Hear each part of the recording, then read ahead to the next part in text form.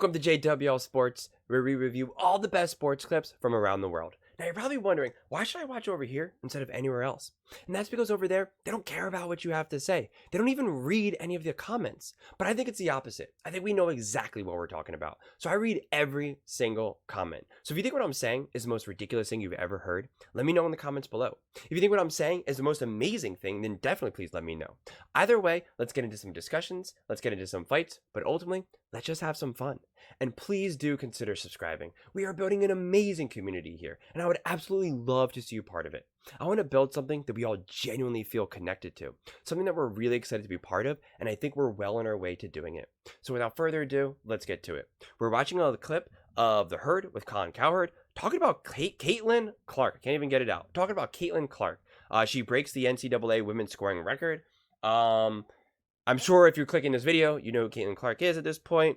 She's pretty much the beast of women's basketball right now, probably more popular than, WNBA players. Let's see what Colin has to say. I have a few key thoughts that I really want to bring into this. I think what Caitlin Clark is doing is awesome and exciting and great, but I think we're getting a little ahead of ourselves to some regard. Maybe it's an indicator of what the future will come, but not so sure that is the case. So I'm curious to see what Colin has to say, and then we can go from there. Caitlin Clark, Iowa star, broke the NCAA women's hoop scoring record. Of course, she's shooting a three. She's the biggest star in college basketball, men's and women's. TV ratings, they just beat a Miami-Boston Celtic game about 3 weeks ago. Why? One of the reasons? She's now familiar. It's year 4 at Iowa. Men's college basketball, one and done, absolute turnstile. I don't feel like Googling the starting lineup when I want to watch Duke play. And it's what's really hurt college basketball. The TV ratings are weak. There's no continuity. I can't keep track. I am for player empowerment, but I don't think it's good for the product. Back to Caitlin Clark. It is year 4, but really year 2 or 3 outside of the state of Iowa where everybody's paid attention. They sell out every road game. It's like a rock band tour. They sell out every road game. Familiarity matters. It's really important. That's why I've said I can like the transfer portal, but in college basketball, who can keep track? Caitlin Clark, year 4, their every home game. Last night, another Caitlin Clark show. No lame pilot. It also matters that she's great and fun and a playmaker and unique. She shoots threes that look long by NBA standards. She's a little bit of Steph and a little of Trae Young. Leads the nation in scoring and assists. Again, I'm for player empowerment, but fans want to feel invested and fans want to invest. And she produces double-digit returns. She never puts on a bad show, always ready to play. Hurt, she plays. Falls, gets up and plays. Doesn't have off nights. Never shies away from controversy, double teams. Aggressive, fun, good spirit. It's an excellent TV show. But it also provides the truth about college sports. Transfer portal, NIL, I'm for both. But college men's basketball, there's no continuity. I can't keep track of anybody. Year 2, year 3, year 4. I like a story I can depend on. Caitlin Clark is that, and she's not finished. Hi. So I agree with what Colin's saying with regards to the continuity, and that fans want to feel invested, or that the players are invested in the fans, in the city, in the area, the school, whether we're talking about college or professionals. And I think a good example of this is someone like a Kevin Durant kind of floating around. And because he's floated around, he's never really felt like he's had that true home outside of OKC to a degree. So the fans are only so connected. I think what a lot of people have to realize, and I don't know if this is your experience, because I know for me, I'm a general fan. I love my own personal teams, of course, but I'm also, as I've gotten older, I've become a fan of just the sports as a whole, and it makes me enjoy it way more. So I like watching a lot of the players, a lot of the storylines, right? It's why on some games I'm rooting for Patrick Mahomes, and other games I'm rooting against Patrick Mahomes, or I'm rooting for LeBron James, or I'm rooting against LeBron James, right? I'm just a fan of the sport itself and the entertainment. But I think a lot of fans, the fans who are going to the games, the fans who are consuming all of the local media, they're not necessarily like that. And I always love to use my dad as a perfect example. He is a die-hard Philly sports fan, loves it, knows all of the history, knows all of the people. He is a genius when it comes to that type of stuff, right? And if like a Kevin Durant went to the Sixers, he knows who Kevin Durant is, but he's not bleeding for Kevin Durant. He doesn't really know who Kevin Durant is, right? He just doesn't, because he's not watching all of those other games. He's not watching the games. He doesn't know that he went to OKC and then to Brooklyn, or to Golden State and then Brooklyn and then to, the Suns. Like he doesn't know all that. I know all that because I've been watching all this. So if KD went to the Sixers, I'm really excited about it. But I also know he's not bleeding for Philly. It's not his team. It's not this whole thing. And that's what made Bryce Harper, for those of you who don't know baseball as well, a big, huge baseball player. He went to Philly and immediately signed like a massive decade-long contract, and really was like, I want to be in Philly like forever. I want to retire here. This is where I want to be. I love this city. And so he immediately became ingratiated within the city, and now the city loves him, and we feel as though Bryce Harper loves us, and it's just like this special bond that they have that you can have, that you often really only have when you draft a player a lot of times, right? Which is why there was some debates around whether or not you get rid of Tyrese Maxey, who's an up-and-coming basketball player, for the Sixers, and traded him. Was he on the trade block for, say, a Kevin Durant? And it's like, a part of me was like, I love Kevin Durant, and the idea of having Kevin Durant play for the Sixers is exciting, but at the same time, Tyrese Maxey kind of feels like our guy. We're watching him, be born and bred within the Sixers, and that's more exciting, more interesting. And in a lot of ways, I'd rather lose with Tyrese Maxey than win with Kevin Durant. And that's what we see in college sports right now, where there's no sense that these players care about their school, care about where they're playing. There's no no sense of connection in that regard. And I don't blame the players, right? The players got to do whatever they have to do, right? So I'm not blaming them at all. Get your money, get your playing time, get your opportunities, go do it. But that is the drawback. And with Caitlin Clark, it was kind of this perfect storm between her being amazing as well as having the ability to actually stick in this area, like Colin, was pointing out. But now I want to shift gears slightly with Caitlin Clark, because there's a lot of talk about women's sports, or women's basketball specifically, taking over, being better than NCAA men's and WNBA. It's growing. All of this is growing. I think there's a lot of wishful thinking here. I think we're trying to speak this into existence, right? Even trying to have Steph Curry go up against, a girl in, the 3-point contest. And I get it. And anyone who has younger women in their lives, like little kids, like little girls, not younger women, little girls, essentially, right?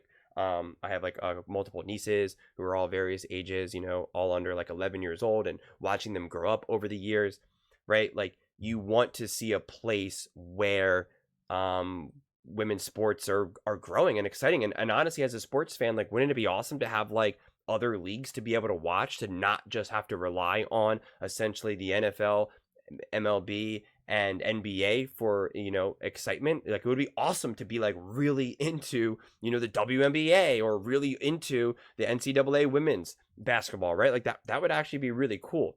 But it is different. And that was actually one of the biggest tragedies of Kobe Bryant dying, outside of obviously him just losing his life. But he was doing big things within women's sports. And it was going to be really exciting to see what he was going to do and how he was going to continue to elevate it. And unfortunately, we were all robbed of that experience. And so that, that was really heartbreaking to see, for obviously many, many reasons.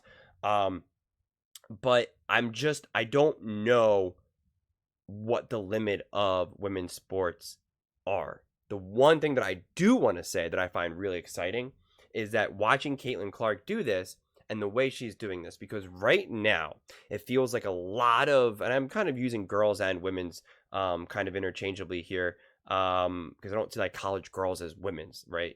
They're 19, 20, 21, like, it's just a semantics. But these younger women, um, a lot of them are just sexualized and seen as really hot. I forget all of their names, but I think the one girl's name is like Olivia Dune, if that's her name, Livy Dune, something like that. I really don't know.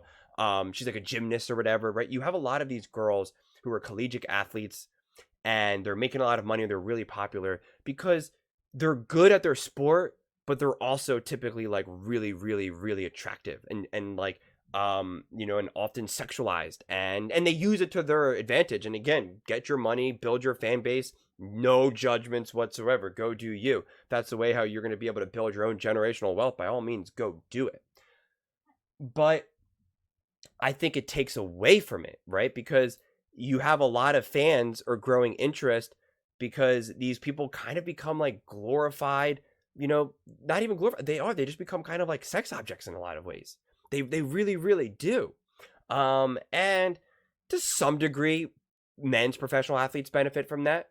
Anyone who has a lot of women's sports fans in their life or just know, women's sports fans, they pick a lot of times they pick athletes who they think are attractive, right? They think people like that's like the whole thing, right? The Kelsey's the sexiest man alive and stuff like that. Like they do that. And again, if you have any younger girls in your life, like I do with my niece and nephew, as I said, my one niece, the athletes that she picks, like it also tends to be the cutest boys out there, right? Like she picks like, oh, this guy's my favorite player, and it's like, oh, he just so happens to be really a good looking. Like I wonder how that works. So like it all degree, it all happens to varying degrees, of course.